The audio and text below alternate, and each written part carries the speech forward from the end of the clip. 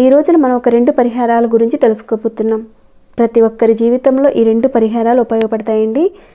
ఈ పరిహారాలు చేసుకోవడం వల్ల ఎలాంటి ఫలితాలు కలుగుతాయి, ఎలాంటి వారు చేసుకోవాలి, వీటి గురించి మనం ముందు తెలుసుకున్న తర్వాత పరిహారాలను ఏ రకంగా చేయాలనేది తెలుసుకుందాం.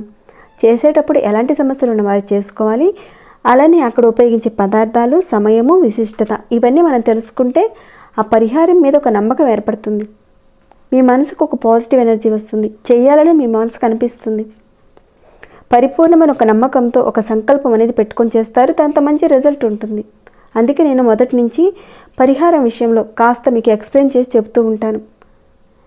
అందువల్ల ఈ పరిహారం విషయంలో మీరు ఎక్కడ ఏ పాయింట్ని మిస్ చేసుకోకుండా ఎండ్ వరకు చూడండి, అంత అర్థమవుతుంది, చక్కగా చేసుకోవచ్చు.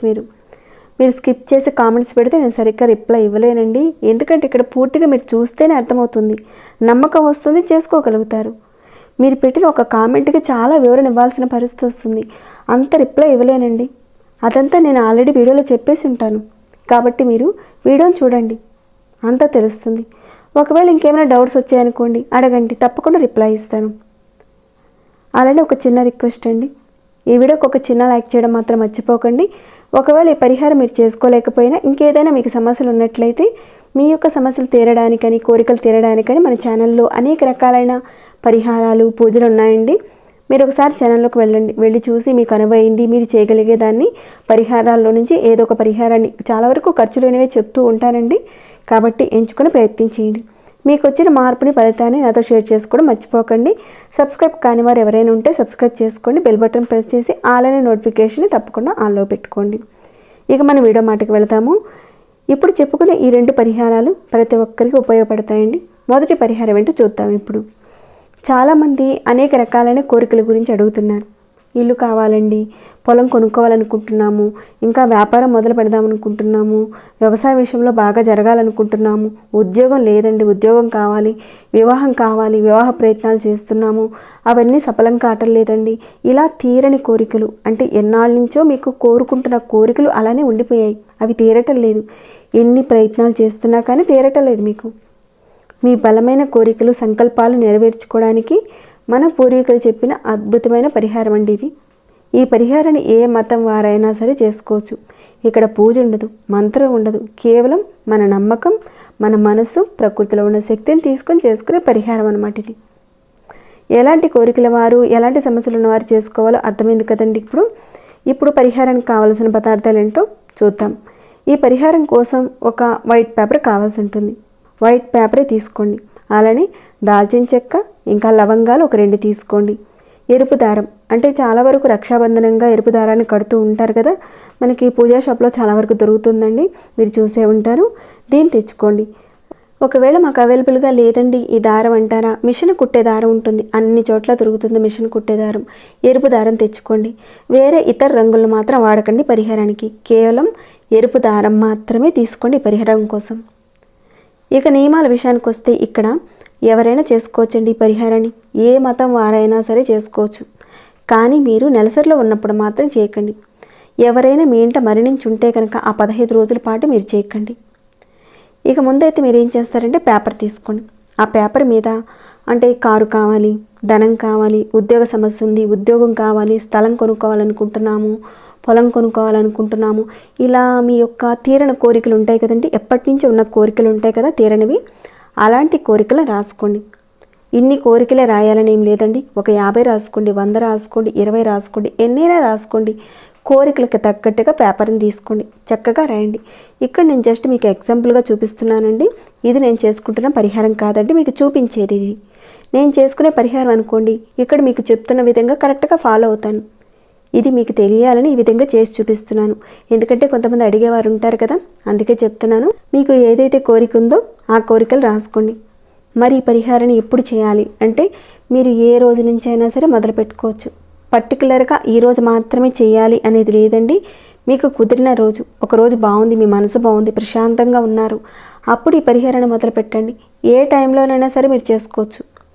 ఈ రకంగా మీరు రాసేసిన తర్వాత ఒక 2 లవంగాలు, పువ్వు ఉన్న లవంగాలు తీసుకోండి. ఆ 2 లవంగాల్ని ఆ పేపర్లో పెట్టండి.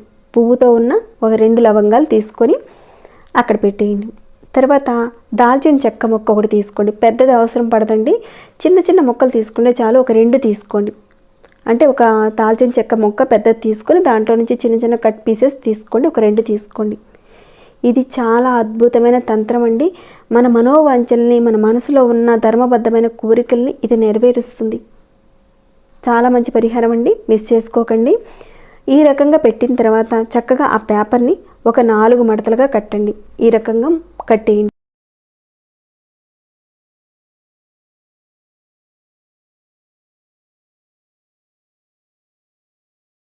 కట్టేసిన తర్వాత ఎరుపు దారంతో, ఇక్కడ మీరు తీసుకున్నారు కదండి, ఆ ఎరుపు దారంతో చుట్టేసేయండి. లేదా బట్టల దారం ఉంటుంది కదండి, మిషన్ కుట్టే దారం, దాంతో అయినా సరే మీరు చుట్టచ్చు. ఇక్కడ జస్ట్ మీకు చూపించడానికి ఇలా చుడుతున్నాను. మీరైతే చక్కగా చుట్టేసేసి మూడేసేయండి. నెలసరిలో ఉన్నప్పుడు మాత్రం ఈ పరిహారాన్ని చేయకండి, పని చేయదు చేసినా కానీ. మరి దారం లేదండి, మామూలుగా పేపర్ చుట్టి చేసి ఇచ్చా అనేవారు కూడా ఉంటారు. అలా చేస్తే మీ కోరికలు నెరవేరవు. ఖచ్చితంగా దారంతోనే చేయాలి. ఎప్పటి నుంచో మీ మనసులో ఉన్న కోరికలు, బలమైన కోరికలు నెరవేరకుండా ఇబ్బంది పడుతున్నారో ఎవరైతే, ఖచ్చితంగా నెరవేరుతుంది ఈ పరిహారం చేయడం వల్ల.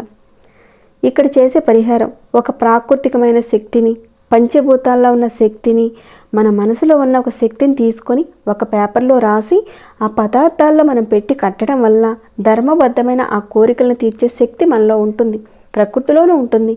దాన్నంతా మనం కూడబెట్టుకొని మనం ఇక్కడ చేయడం వల్ల మన కోరిక నెరవేరుతుంది. మనస్ఫూర్తిగా, పూర్తిగా నమ్మకంతో, కాన్సన్ట్రేషన్తో చేయవలసి ఉంటుంది ఈ పరిహారాన్ని. ఇలా కట్టిన తర్వాత ఏం చేయాలంటే, మీకు దగ్గరలో ఏదైనా దేవాలయంలో కానీ, లేదంటే మసీదులో కానీ, చర్చిలో కానీ మీ యొక్క కోరికలు రాసిన ఆ పేపర్ని అక్కడ ఉన్న హుండీలో వేసేయండి. ఇది ఏ మతస్థుల వారైనా సరే చేసుకోవచ్చు. కానీ ఇక్కడ పేపరు, పదార్థం ఇవన్నీ కూడా అవసరం ఉంటాయి. ఒకవేళ హుండీలో వేయలేని పరిస్థితి ఉంది మీకు, దేవాలయంలో ఉన్న ప్రాంగణంలో అక్కడ పెట్టేసి వచ్చేయండి. వెనక్కి తిరిగి చూడకుండా ఉండాలి అది ఇది అంటూ ఏదీ లేదండి, అక్కడ పెట్టేసి వచ్చేసేయండి అంతే. ఒకవేళ మీకు దేవాలయానికి వెళ్ళలేని పరిస్థితి ఉంటే కనుక, అలానే చర్చికి కానీ, మసీదుకి కానీ అలా వెళ్ళలేని పరిస్థితి ఉన్నప్పుడు మీరు ఏం చేస్తారంటే, ఇంట్లోనే ఈ పరిహారం చేసుకోవచ్చు. అది ఎలా అంటే, మన ఇంట్లో దేవతా మందిరంలో పూజ చేసుకుంటాం కదా, లేదంటే మనం ప్రార్థన చేస్తూ ఉంటాం. మీ పూజా మందిరంలో దేవుడు పటాలు ఉంటాయి. ఏ దేవుడు ఫోటో అయినా పర్వాలేదండి. దీనిని ఇంట్లో వాళ్ళకి తెలియకుండా దేవత పటాల వెనకాల పెట్టాలి ఈ పేపర్ని. మీరు ఏదైతే కోరిక రాసుకొని ఉన్నారో ఈ పేపర్ని కట్టి పెట్టారు కదండి, దాన్ని దేవతల పటాల వెనకాల పెట్టాలి. మీ కోరిక పూర్తయ్యే వరకు ఉంచాలి. చాలా వరకు నెరవేరడానికి అవకాశాలు ఉంటాయి. నమ్మకం పెట్టి చేయాలి. ఇక్కడ పూర్తిగా కాన్సన్ట్రేషన్ పెట్టి మీరు చేస్తేనే మీ యొక్క కోరిక నెరవేరుతుంది. అలా పెట్టిన తర్వాత మీ కోరిక నెరవేరిన తర్వాత చక్కగా దాన్ని తీసి ఏదైనా చెట్టు మొదట్లో కొంచెం మట్టి తీసి మట్టిలో కప్పేయండి ఆ పేపర్ని. మీరు దేవాలయంలో పెట్టినట్లయితే అక్కడ ఏది కూడా మీరు చేయనవసరం లేదు. ఇంట్లో ఇలా పెట్టినప్పుడు మాత్రమే మీ కోరిక నెరవేరిన తర్వాత మీరు ఆ రకంగా చేయాలి. ఒకవేళ మీరు 100 కోరికలు ఇంకా ఎన్ని కోరికలైనా సరే రాసుకోవచ్చు. కానీ అవన్నీ కూడా ఎప్పటి నుంచో మీ మనసులో ఉన్న కోరికలనే రాయాలి అక్కడ. ఇక్కడ ఏ దేవుడు, ఏ మతము ఏది లేదండి, పదార్థం మాత్రమే ఉంటుంది. అంటే మన మనసులో ఉన్న కోరికలు వీటన్నిటినీ కూడా దేవుడికి చేరవేసేలా ఇది మనకు సహాయం చేస్తుంది. ఇది ప్రకృతి సహాయం చేస్తుంది. ఇక ఆహార నియమాలంటే ఏమీ లేవండి. ఈ పరిహారం విషయంలో మీ కోరిక నెరవేరిన తర్వాత తప్పకుండా మీరు దీని ఇంట్లో ఉంచకుండా పచ్చని చెట్టు మొదట్లో అక్కడ పెట్టేసేయండి. ఇది చాలా మంచి పరిహారం అండి. మీ యొక్క కోరిక నెరవేరడానికి అద్భుతంగా పనిచేస్తుంది. వీడియో కాస్త లెంతీగా ఉంటుందండి, కాస్త ఓపికగా ఎండ్ వరకు చూడండి. ఇక్కడ మనం 2 పరిహారాలు అనుకున్నాం కదండి. మొదటి పరిహారం ఇందాక అయిపోయింది. ఇప్పుడు రెండవ పరిహారం గురించి వెళ్దాం. ఇప్పుడు చాలామందిని మనం కలుస్తూ ఉంటాం, మన చుట్టాలకి వెళ్తాం, పక్కింటి వాళ్ళ ఇంటికి వెళ్తుంటాం, అలా మాట్లాడేసి వస్తూ ఉంటాం. కొంతమంది మన పక్కింటి వాళ్ళు, అలాంటి వాళ్ళందరూ కూడా మన మీద ఏడుస్తూ ఉంటారు. వాళ్ళకేంటి చాలా బాగుంది, వ్యాపారం బాగుంది, అలా ఉంది ఇలా ఉందని ఏదో ఒక రకంగా ఏడుస్తూ ఉంటారు. మీరు వాళ్ళతో మాట్లాడేసి ఇంటికి వచ్చేస్తారు. ఇక నెగిటివ్ ఎనర్జీని కూడా మీతో పాటు తెచ్చుకుంటారు. నెగిటివ్ ఎనర్జీ అనేది మన మీద ఉంటే ఎలాంటి పరిస్థితులు ఉంటాయో చాలామందికి తెలిసే ఉంటుంది. దీనివల్ల మనం చాలా వరకు ఇబ్బందులు పడతాం. అలాంటి ఇబ్బందుల నుంచి బయటపడడానికి దాల్చిన చెక్క పౌడర్ అనేది తీసుకోండి. పరిహారం విషయంలో మన ఆయుర్వేద తంత్రంలో దాల్చిన చెక్కకి ఒక మంచి స్థానం అనేది ఉంది.